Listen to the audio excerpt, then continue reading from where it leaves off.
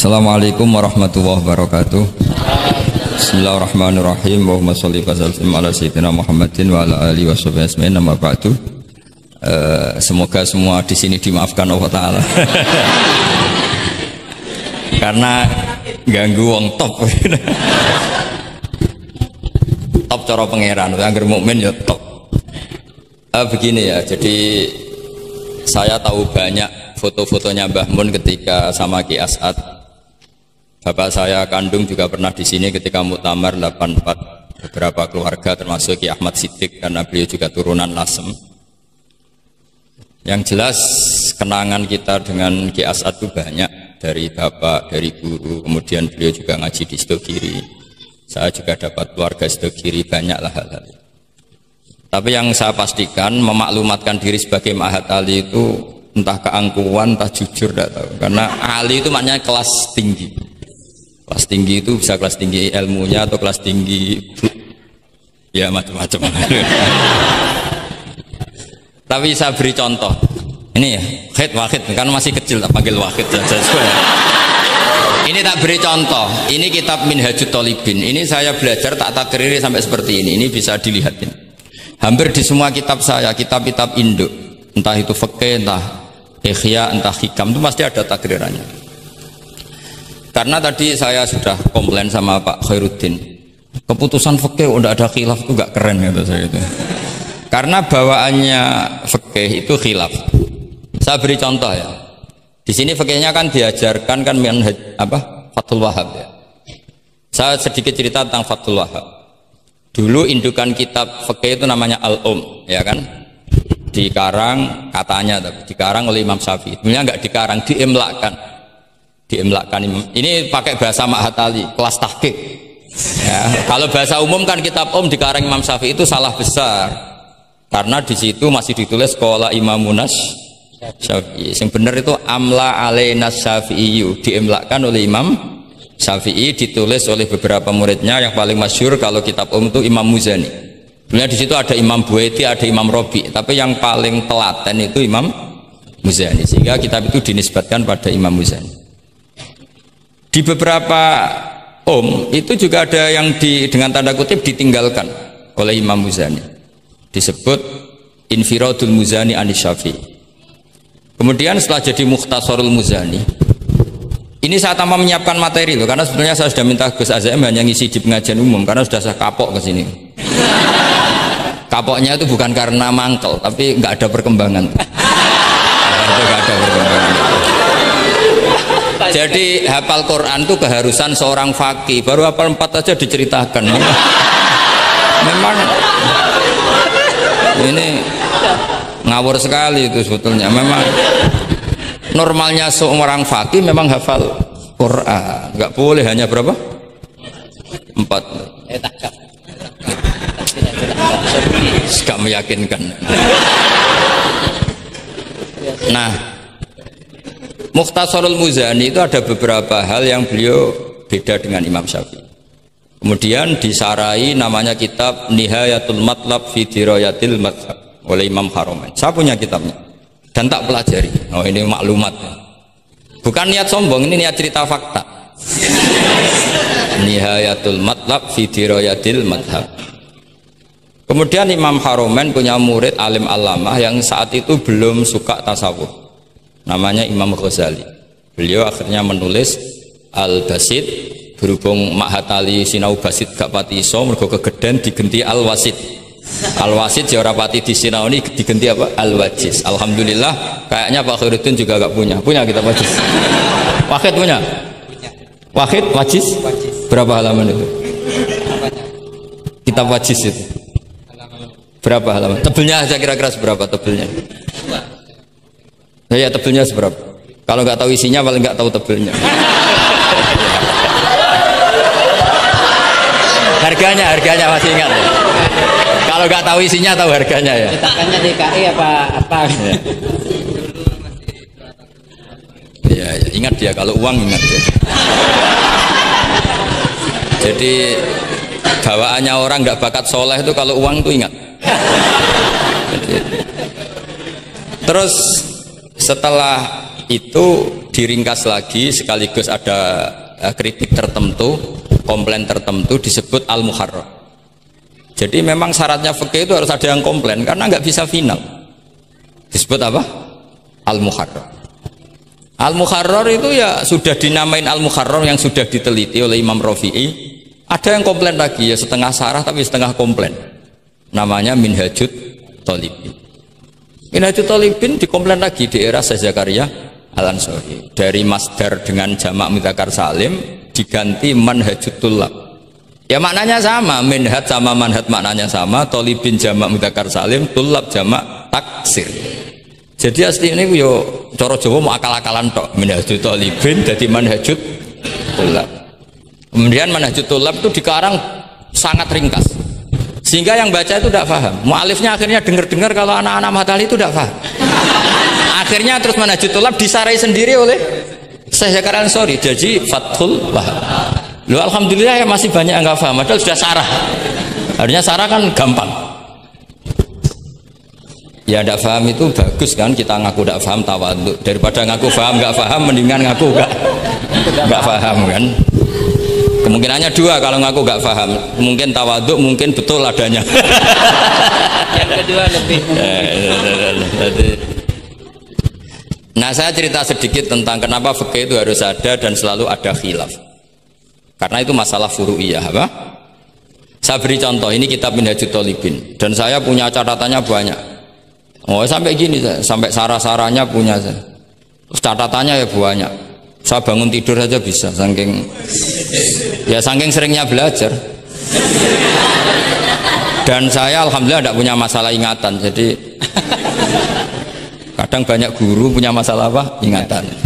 Tapi tidak perlu dianggap harus kemana gitu, ke rumah sakit apa, tidak perlu, nggak ingat gitu. Misalnya sampai tak kasih tahu, siapa paling pintar jagomu tak bedaan. Yang namanya sujud misalnya. Sujud itu apa coba? Secara lughat. Wat'ul jabha alal ardi. Sehingga Imam Rafi'i berpikir sujud itu asal ada wat'ul jabha alal ardi ya sah adanya. Dan beliau mengklaim, ini saksinya Pak Khairuddin ini, wasabe as-sujud wa aqalluhu mubasyaratu ba'di jabati musallahu. Ya. Beliau hanya mengatakan wala yajibu wat'u yadaihi wa rukbataihi wa qadamaihi fil azhar. Wala yajibu. Ini kalau nggak percaya, kamu baca. Masih tarakum bisa ya? Coba baca. Wala yajibu coba wat'u yadaihi pakai nada Indonesia, jangan nada negara sebelah coba. Wala yajibu wat'u yadaihi wa rukbataihi wa qadamaihi fil azhar. Jadi menurut Imam Rafi'i ketika sujud itu tidak harus watul yad, tidak ada watul rukbah, tidak ada watul. Nah, karena secara lughat yang namanya sujud itu ya seperti itu, watul jabha. Dan sujud itu sudah dikampanyakan sedemikian rupa bentuk apa ketertundukan tertinggi yaitu dengan watul jabha. Artinya posisi kepala di bawah pantat. Tapi terus Minhajut Thalibin, padahal Imam Rafi'i ketika ngarang itu menyebut fil adhar dalam kitab Al-Muharrar. Terus kultu kata Imam Nawawi al-adhar wujubuhu. Ya masyhur kan karena Imam Nawawi berdasar riwayat umirtu an asjuda ala sabati al-zumin al-jabha wal yaden warubaten wal qadam. Saya baca lagi ya, umirtu an asjuda ala sabati al-zumin apa al-jabha wal yaden warubaten wal qadamen. Nah, andekan Imam Rafi'i ketemu Imam Nawawi, kamu ikut kubu siapa? Nawawi kan? Nah, sekarang oke, berdasar riwayat dan praktek guru-guru kita semuanya seperti itu. Kalau sujud melibatkan 7, oke, itu berdasar riwayat dan berdasar perilaku guru-guru kita. Oke, secara sanad kita tidak punya pilihan, pasti seperti itu, ikut guru. Tapi kalau pertanyaannya dibalik, saya ulang, pertanyaannya dibalik. Min asbabir riddah itu adalah sujud lisonamin. Kira-kira kalau ada orang sujud hanya watul jabah lisonamin, sudah murtad apa belum? Murtad kan? Loh enggak, sudah murtad belum? Termasuk murtad kan sujud lisonamin atau li ghairillah. Kira-kira untuk murtad syaratnya melibatkan 7 anggota apa cukup watul jabah?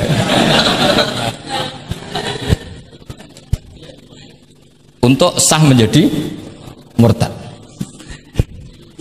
Nggak, misalnya kamu, jangan kamu lah, kamu potongan tidak mungkin murtad, insya Allah lah.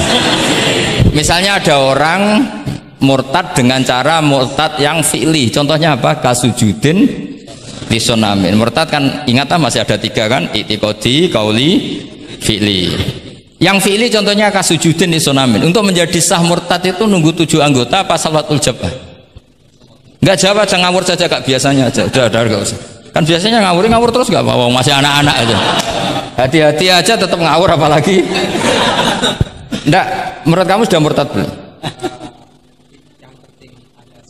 Ya kan murtad kan? Artinya kalau itu sah untuk menjadi murtad, harusnya juga sah untuk menjadi sujud, karena sama-sama simbol. Sujud watul jabah fakot ya simbol takzim ke Allah setinggi-tingginya. Kenapa menjadi murtad? Karena ini simbol hormat kepada sonam setinggi, sehingga Imam Rafi'i berpendapat sujud itu tidak harus melibatkan anggota 7. Ya kira-kira gitu logi. Makanya tadi saya juga matur Mas Hasan, piye gurumu mbok kanyamu lah, guru keduren. Maca fikih ora ono khilaf iku fikih apa? Fikih ben seru itu harus ada khilaf. Ya ini sama yang baca supaya jadi seksi. Kalau menurut Imam Rafi'i seperti itu. Enggak, ya harus jadi wala yajibu ini. Enggak akan keliru. Tadi kan sudah tak baca. Wala yajibu wad'u yadayhi wa rukbatayhi wa qadamaihi fil adhar. Imam Rafi'i di Muharrar terus qultu al-adhar wujubuhu. Ya kan sama-sama bilang al-adhar. Imam Rafi'i bilang enggak wajib ya al-adhar. Imam Nawawi bilang wajib ya al-adhar. Kamu partai ditutup wallahu alam. Oh ya.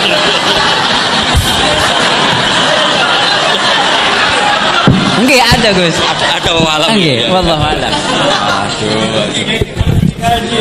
Aduh nih. Ini enggak ada penggantinya.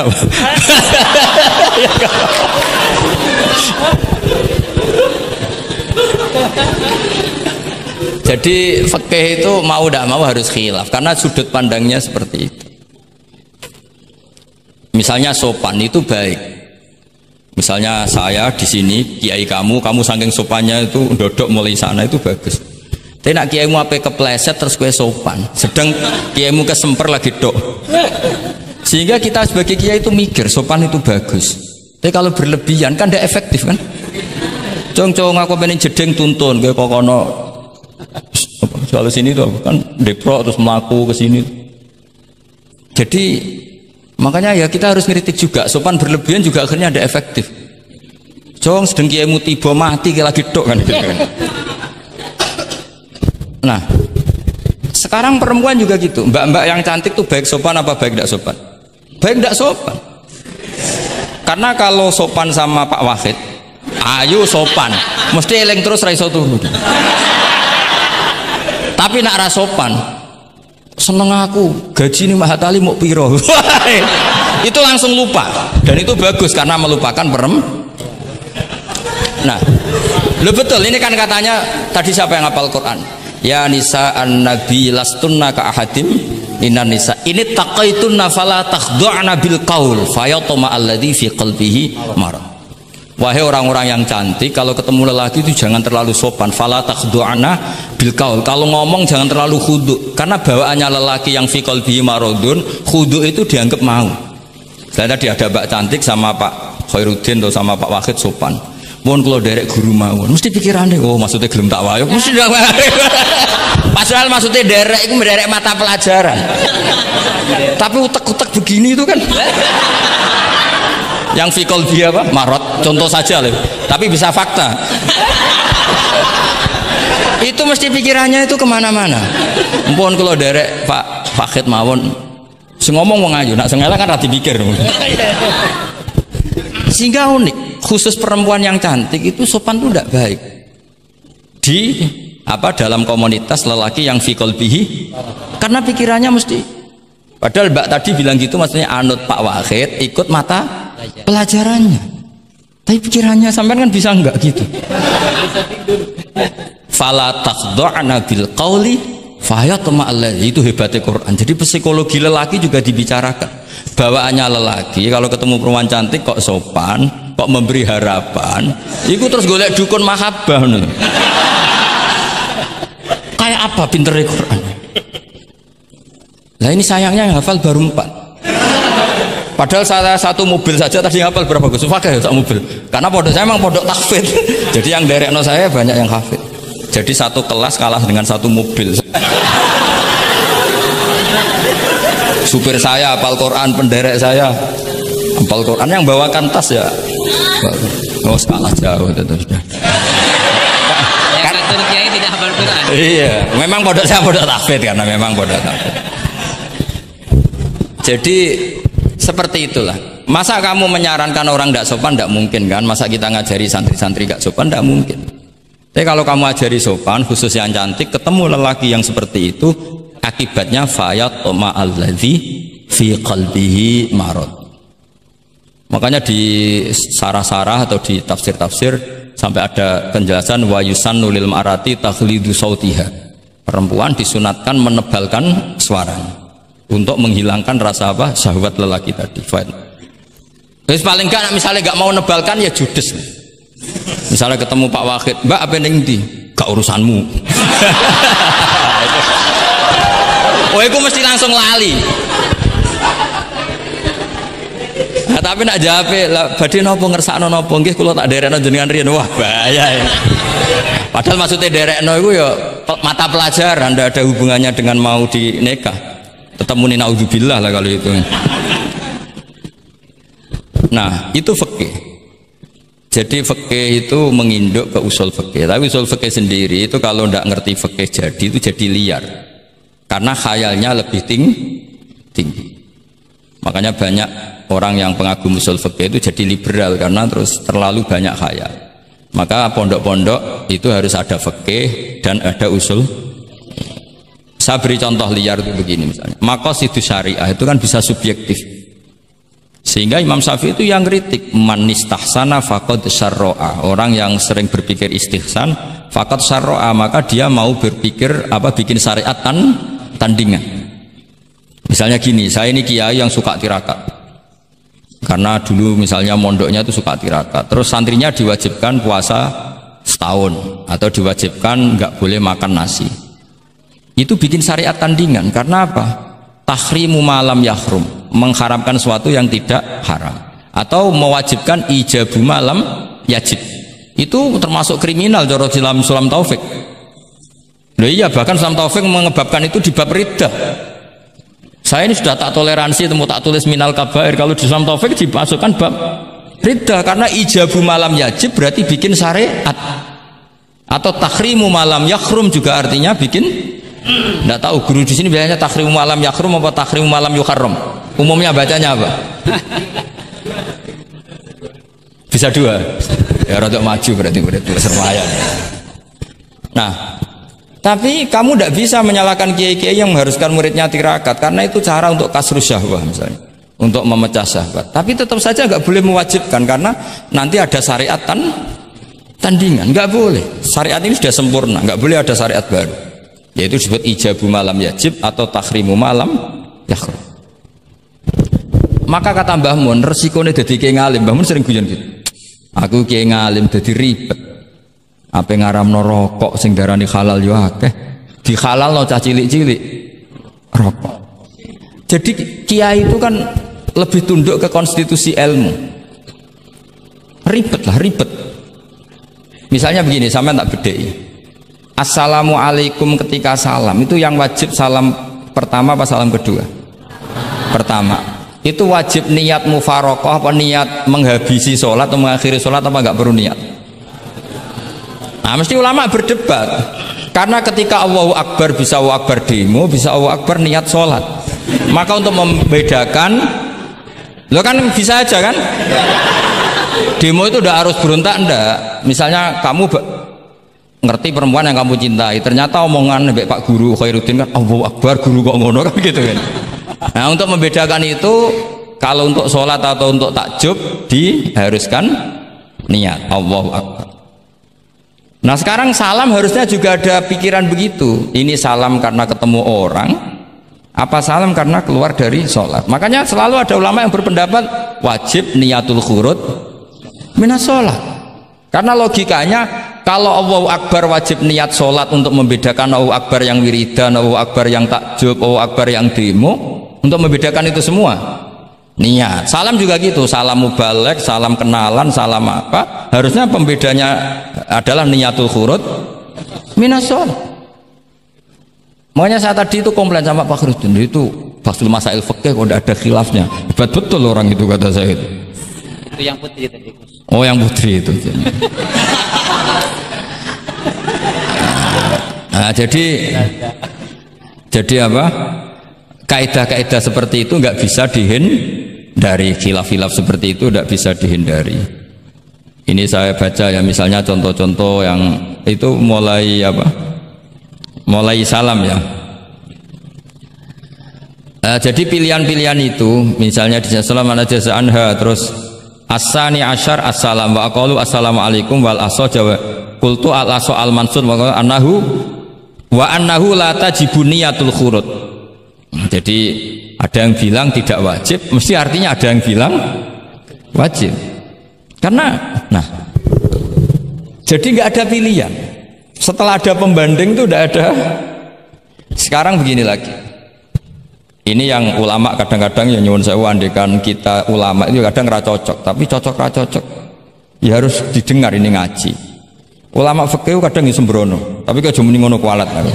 Saya ngomong aku wae. Nak darani iktidal, menamai iktidal itu ruknun qasirun ghairu maksud. Julus benas sajdatain atau jalsah, jadi ruknun qasir ghairu. Itu banyak ahli hadis yang komplain, ini ngawur betul fuqaha itu. Wong rukun kok ghairu maksud. Dan mereka berani bilang itu rukun sing ghairu maksud, kusida lil fasli, hanya dimaksudkan untuk pemisah. Itu kan yo mangkelno, wong rukun kok ghairu. Ternyata ulama itu punya niat begini. Setelah dikatakan ruknun qasir, maka jangan ada pesaing. Yaitu ukurannya apa? Julus jalsah benas sajdatain nggak boleh lebih lama ketimbang tasahud akhir. Tasahud awal sunat bu, jangan ngaji ora khatam. Tasahud akhir apa awal? Akhir, berarti sabtu lisan pinter lah, pinter. Iktidal juga ruknun qasirun, maka nggak boleh lamanya menandingi qiyam lil Fatihah. Ya sudah jelas ya. Yang jalsah benas sajdatain nggak boleh menyaingi tasahud akhir, yang iktidal nggak boleh menyaingi qiyam lil Fatihah. Ternyata ulama itu ya mikir, disaingi ku ya ora enak. Ngene kaya kula saingi Khairuddin ya ora gelem, ora krana sombong, disaingi itu ndak enak. Kecuali level ya. Kecuali level ya hafal Quran itu 30 juz. Itu Jibril bisa demo ke kamu. Memangnya saya hanya nurunkan ayatul ahkam. Enak saja milik. Memangnya selain ayatul ahkam nggak menarik? Itu kalian semua pasti berhadapan dengan Jibril. Coba Jibril nurunkan semuanya apa hanya ayatul ahkam? Kalau saya ketemu kan aman. Itu pun di sana kadang masih belum lengkap setoran. Iya bahaya kamu itu. Nah, ketika wajib gak mau disaingin, ini ternyata menginduk ke mazhabnya Abu Bakar As-Siddiq. Di antara sifat Allah paling keren itu la syarikalah. Di mana-mana zat yang top itu gak mau saingan, dan itu normal karena memang gak ada yang setara dengan Allah. Suatu saat Abu Bakar itu pulang. Ini nanti saya cerita fikih banyak. Kamu pasti setelah ini tambah pinter, tak jamin ya. Bukan barokahnya saya lah, barokahnya Mbah Mun, barokahnya Mbah As'ad gitu. Tapi kena ras sombong yang termasuk barokahku lah gitu ya. Nak kamu tidak sombong, tapi sombong juga gak apa-apa. Terus biasa salah, orang salah sombong salah liane. Abu Bakar pulang, di situ tuh istrinya menyediakan beberapa makanan untuk sahur. Itu marah besar. Apa kamu mau menandingi Ramadan sehingga puasa sunat aja persiapannya seperti ini? Bahkan sebagian riwayat itu beliau memukuli Kidrun, jadi itunya ada yang dirusak lah kira-kira gitu. Ini dengerin betul, nanti akibatnya di fikih. Makanya di fikih apa? Sholat fardu itu nggak mau kesaingan. Sholat fardu wajib qiyam liqadirin. Nggak boleh sholat sunat bersyarat begitu. Harus sah qu'ud meskipun ma'al qudrah. Karena fardu itu nggak mau kesaingan. Jadi fardu ya rada egois kira-kira gitu. Nah, mesti sama lagi krungu iki gitu. Maksudnya sering roh hukumnya tapi baru tahu logika ini. Loh aku rasul don sul yakin. Sul yakin. Karena fardu itu nggak mau. Poso fardu wajib tabyitun niat. Nginep non niat mulai malam. Poso sunat tidak. Ketemu jam 9 kamu belum makan, belum ada dukhulu syai'in fi jawfika. Terus niat puasa sah enggak? Sah. Ada bedanya enggak fardu sama sunat? Ada. Salat fardu wajib itmam. Puasa wajib itmam. Puasa sunat amiru nafsi. Wah, puasa sunat kok bojo lagi apian bisa kamu batalkan. Tapi nak puasa fardu, oh sanksinya berat. Itku rokobatin sampai iya, siamu sehari ini apa? Mutatabi'an. Terakhir itamu sitina. Tapi kalau puasa sunat amiru nafsi. Kamu terus monggo, ndak terus intinya fardu itu nggak mau disaingin. Batin fardu egois kata saya. Nah, Abu Bakar sampai begitu. Ono wong poso sunat kok sampai nyiapno buka, nyiapno sahur, ku marah. Bahkan marahnya nggak sekedar di hukumnya, di perlakuannya. Kamu itu memperlakukan puasa sunat aja kok kayak memperlakukan fardu. Hanya di menunya, di persiapannya. Dan ternyata Imam Syafi'i benar, ternyata di hukumnya juga harus beda. Misalnya tadi qiyamul qadir fil fardi wajib qiyam, tapi kalau sholat sunat boleh qu'ud walau ma'al qudrah alal qiyam. Jadi ini ulama. Ini perpaduan usul fikih dan fikih. Jadi fardu itu ya agak angkuh lah kira-kira gitu. Angkuh itu kalau baik namanya izzatun nafs. Memang harus beda. Lah di sini. Nah, di bab zakat juga sama. Ukuran wajib itu apa? Akhdhal imamu qahron atau la yuqta'u yadu sariki. Ben kita tambah pinter. Tetap goblok ya ora apa-apa zaman akhir, tapi kita tak pinterno sithik lah. Ketika seseorang diputuskan wajib zakat, kok tidak mau zakat? Efek hukumnya apa? Akhdhal imamu qahron. Imam boleh ngambil paksa. Atau kalau mustahik itu nyuri dengan kadar yang memang jatahnya la tuqta'u yadu. Mergo ana syubhatul milki. Jadi paham ya? Jadi sampean misalnya fakir, tanggane Pak Khalidin gak gelem zakat, nyolong jatah. Andaikan dia lomo mustahik kamu itu dapat sekian, itu nggak boleh dipotong tangannya karena kamu ngambil jatah. Jadi sekali diputuskan wajib itu punya akibat akhdhal imamu qahron atau la tuqta'u yadu sari. Jadi itu fikih. Jadi fikih itu konsisten. Nah sekarang yang dikatakan fikih itu ainut ta'ah apa shawab, apa hak. Nah itu yang ulama berdebat. Sekarang misalnya sampean tak bedheki begini. Sing darani salat sing sah iku madhep kiblat. Betul kan? Ya, betul. Masih ingat ya? Sekarang madhep kiblat itu menjadi baik karena nurut Allah apa karena madhep kiblat? Karena nurut Allah. Sehingga semangat fikih semangat taat ning Allah. Falau sholla arba'a raka'atin bi arba'i jihadin itu enggak perlu i'adah. Karena ketika aku istihad sana itu kiblat, rakaat kedua rubah ke sana, rakaat ketiga rubah. Allah ngitungnya, caiku capek, oleh kepin roh kiblat tenanan, nganti spekulasi ping 4. Artinya apa? Karena kadang Allah itu butuh taat, apa butuh kasile? Butuh taat. Nah, ini yang paling angel. Tapi di dalam banyak hal kaidah fikih itu al-ibrah bima fi nafsil amri, kadang bima fi dzannil mukallaf wa bima fi nafsil amri, kadang mu'al ibrah bima fi dzannil mukallaf la bima fi nafsil amri. Jadi selalu fikih itu khilaf. Fikih yang furu'iyah maksudnya, yang furu'iyah. Ini kadang-kadang rada angel gurumu ini. Nah, sekarang misalnya seperti itu. Ijtihad tadi. Ijtihad itu apa coba? Ya tadi ketika Anda sholat madhep sana terus taghayyara ijtihaduka, dan memutuskan kiblat ke sana, kamu harus nuruti istihad kamu apa enggak? Harus nuruti kan? Karena kalau kamu teruskan di rakaat kedua madhab sana, berarti kamu ibadah dengan cara yang kamu yakini salah. Maka harus rubah. Karena ada kaidah al istihad la yunqadu istihad. Kok ijo pinter iso nerusno. Nah, ternyata itu sudut pandang kalau dengan kaidah itu, sehingga lau sholla arba rakaatin bi arba'i jihatin sohat sholatu.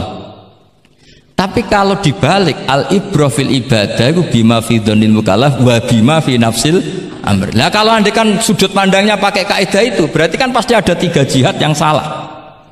Pasti apa mungkin? Pasti. Nah kenapa di bab al istihad itu ditoleransi? Padahal jelas yang 3 ini tidak fi nafsil amr. Lagi-lagi tidak semua ulama cara pandang sama. Yang satu pakai kaidah ini, yang satu pakai kaidah. Makanya saya sering mencontohkan berkali-kali, kalau kamu ingin sowan saya nggak apa-apa, tetap baik. Karena kemungkinan seneng kiai ya dua. Dulu saya sering bercerita, ada tabiin tanya sama sahabat, bagaimana wajah Rasulullah SAW. Tabiin ini nangis. Wallahi saya ini saking hormatnya, saking haibahnya Rasulullah, saking hormat saya tidak pernah berani melihat wajah beliau. Saya sowan juga agak berani karena takut ganggu. Jadi cara seneng kiai itu ya kadang ra perlu sowan. Karena bawaannya itu ganggu. Loh misalnya saya ketemu anak istri saya kan asik, terus ketemu Wahid kan ya pusing. Jadi Allahu Akbar. Provokator ini.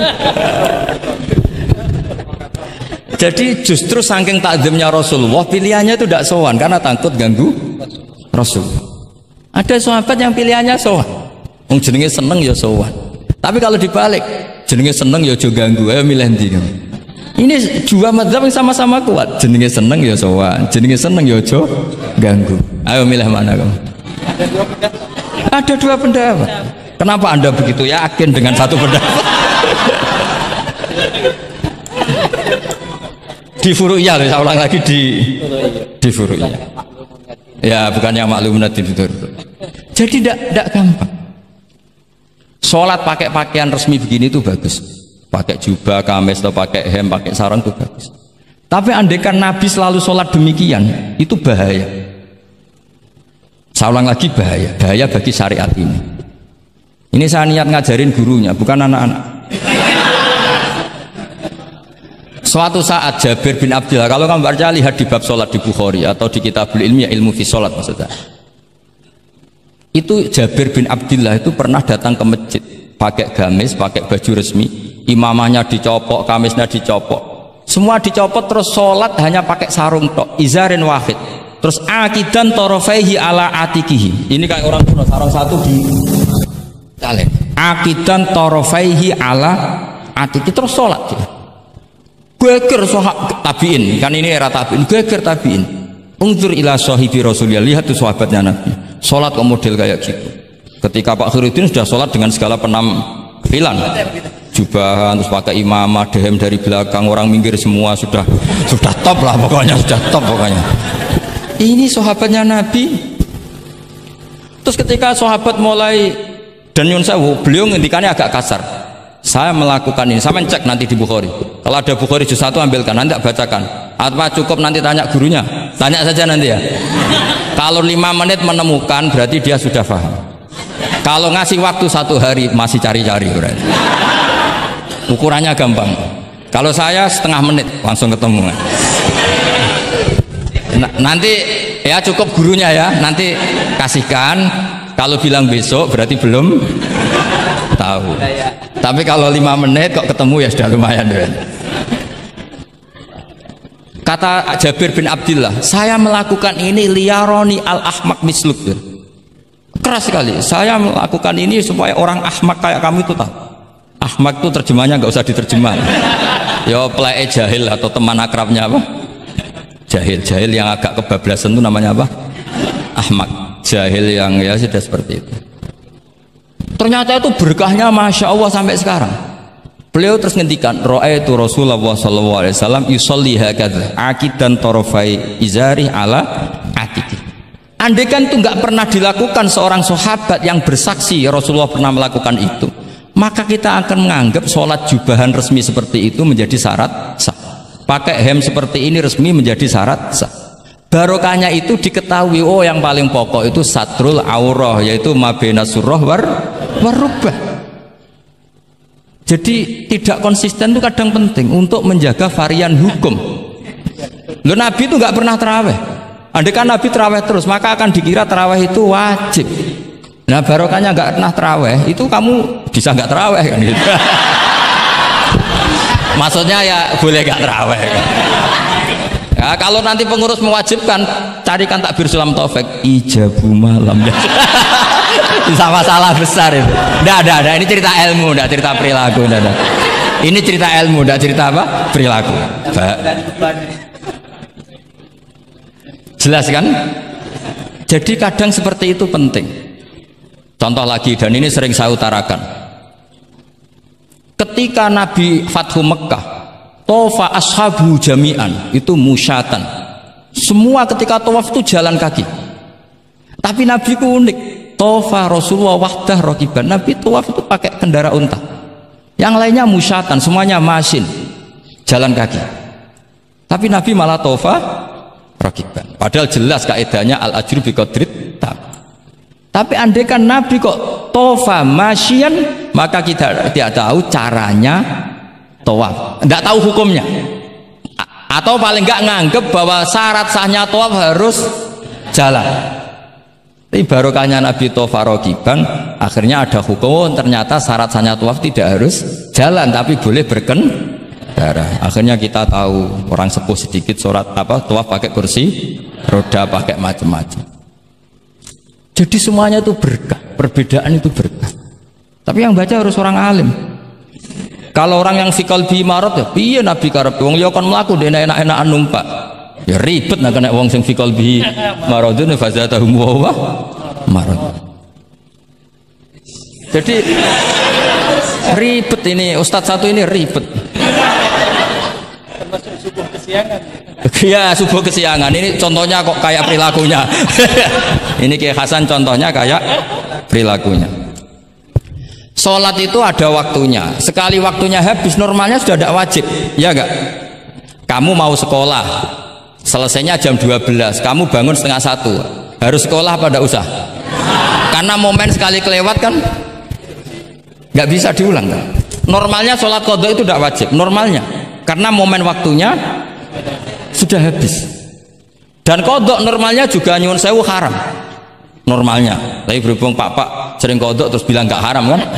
Karena yang qadha bukan hanya santrinya tapi apa? Gurunya. Tapi nyuwun sewu, Nabi itu tahu ditakdir qadha. Saya tidak bilang Nabi qadha, ditakdir qadha. Ini bedanya Nabi dengan kamu. Nabi pernah ditakdir qadha. Dan nyatanya Nabi tetap sholat. Akhirnya jadi syariat qadha itu tetap. Andai kan Nabi tidak pernah qadha, maka orang cara berpikir waktunya kan sudah habis, pasti malaikat bagian nyatet sudah nggak ada. Lah apa sholat wong sing nyatet wis tutup buku kan? Karena logika waktu itu kalau momennya kelewat ya sudah normalnya. Tapi agama ini tidak seperti itu. Berhubung Nabi pas qadha juga sholat. Itu kayaknya juga jamaah ya. Wah itu yang ribet itu. Ya kan jamaah kan itu. Jamaah kan? Wah aku nak mbok praktekno ning pondok. Ya ribet. Separuh pondok qadha terus dimami Khairuddin sing qomat wahid. Wah. Perkara kan? Nah barokahnya ngerti kunut itu sunat, pura-pura ndak kunut. Akhirnya kayak orang baik kan, yaitu mau melakukan sholat duha. Ini ya akhirnya guru saya sedang sholat duha. Itu husnudon yang gioblok gitu.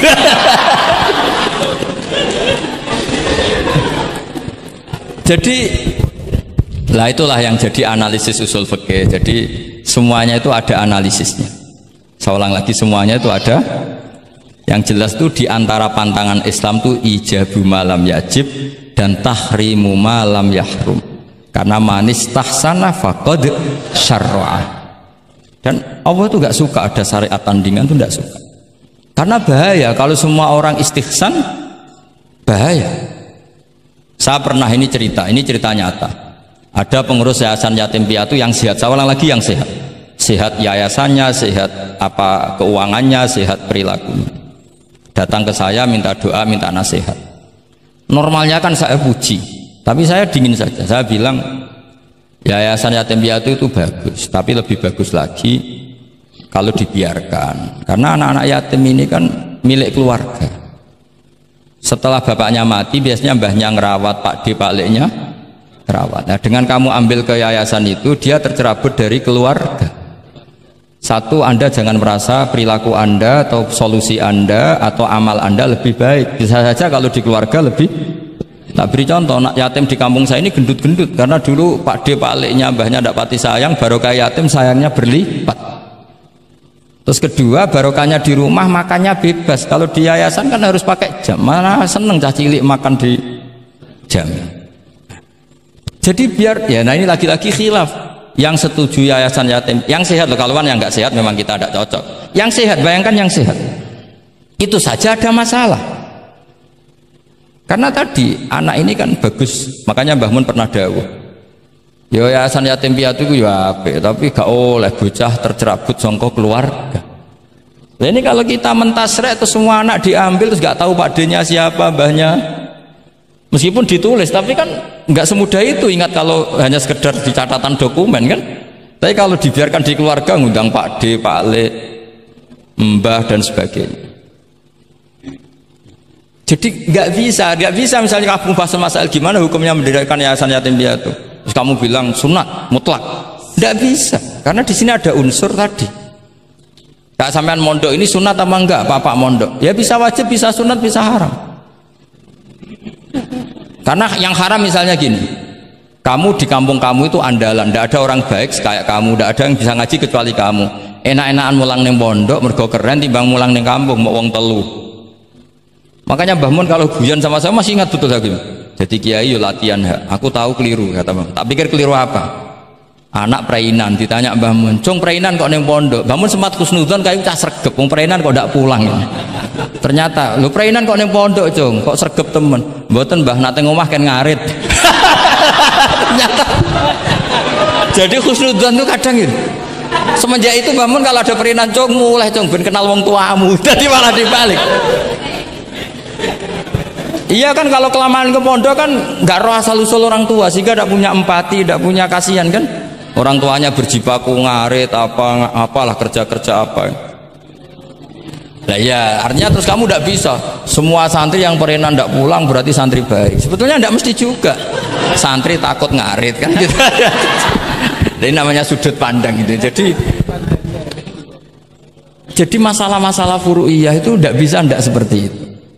Nah, sehingga kita tahu di kitab Mahali atau di kitab beberapa kitab fikih mesti kaul awal, kaul sani, kaul salis dan sebagainya. Karena ini masalah sudut pandang. Wali nikah misalnya, wali nikah itu kalau fasik sah apa enggak? Wali mujbir. Ada ulama yang mengatakan kalau wali mujbir fasik tetap sah jadi wali. Likamali syafaqatih, karena seorang wali ini pasti sangat sayang, meskipun fasik dia orientasi tentang anaknya tetap bagus. Ada yang bilang enggak, kalau fasik harus dicabut hak walinya. Di mana-mana orang fasik sudah error. Jangan-jangan karena dia pemabuk atau karena dia tukang judi, pikirannya dapat menantu yang kaya meskipun tukang judi. Bahaya ini kalau diberi hak wilayah atau hak wali. Makanya ulama mengatakan sekali fasik dicabut. Nah ya yang satu memandang umumnya orang tua meskipun fasik tetap likamalis. Tapi kata siapa di sosial itu mesti semua orang begitu apa tidak mesti? Tidak mesti. Makanya kaul sani mengatakan cabut saja. Li'annahu la yu'manu ayadu'aha inda fasikin mislih. Karena siapa yang bisa menjamin kalau dia tidak mengawinkan putrinya dengan orang fasik yang sejenis? Orang fasik pasti komunitasnya juga fasik, dan dia nganggap orang fasik itu tidak problem, wong dia sendiri fasik. Wes do untuk iki capek, jebule capek sing tau ngutangi ning nggon judi. karena dia punya ukuran apik versinya dia. Lagi-lagi fikih kok mujma' alaih mau piye yo. Yang furu'iyah maksud saya, yang furu'iyah. Iki pinter toh cukup ya. Sudah 45 menit. Mohon ngoten mawon. Assalamualaikum warahmatullahi wabarakatuh.